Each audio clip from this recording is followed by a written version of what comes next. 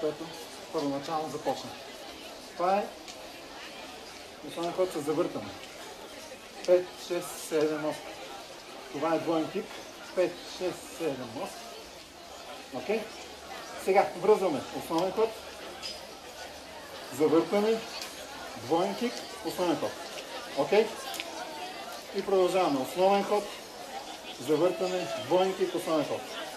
Айде, 3 и раз, два, 3, 5, 6, 7, 8, раз, два, 5, 6, 7, 8, раз, два, 3, 5, 6, 7, 8, раз, два, 5, 6 и пак основен ход, 5, 6, 7, 8, раз, два, завъртане, раз, два, двоен кик, 5, 6, 7, 8, раз, два, 5, 6, 7, 8.